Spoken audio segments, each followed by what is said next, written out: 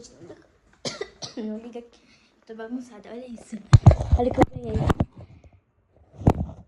Peraí, gente. Peraí que eu tô com uma bagunça aqui em cima.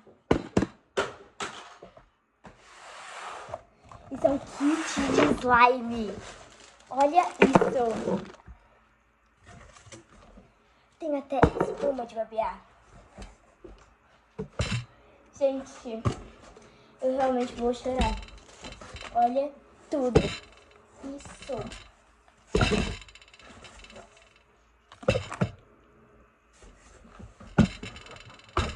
Isso realmente... É um sonho ter tudo isso. Gente, eu tô muito feliz. Eu tô muito feliz. Gente, pelo amor de Deus.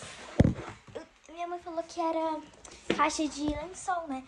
Mas aí, o que aconteceu? Eu peguei e tava muito pesado. Por que um lençol estaria muito pesado? Aí eu já comecei a desconfiar. Meu pai falou, abre a caixa lá e leva o lençol lá pra cima. Era um kit de slime em vez de lençol.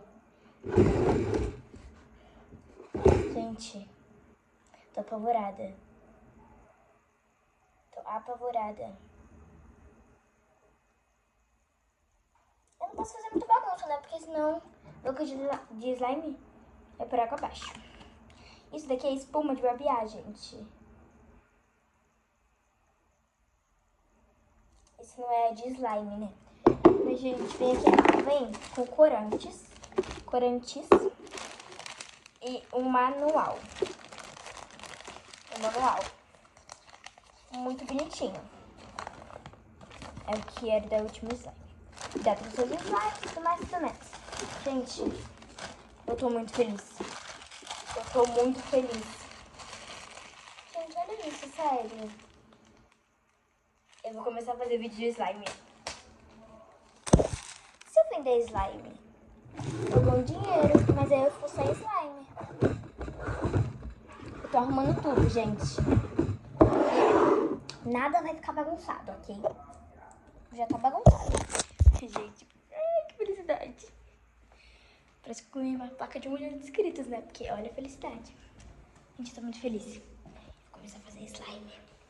Aviso data, eu vou começar a fazer slime. É isso, gente. Esse foi o vídeo. Espero que vocês tenham amado, porque eu vou começar a fazer vídeo de slime. Deixa o like, se inscreve no canal e até o próximo vídeo.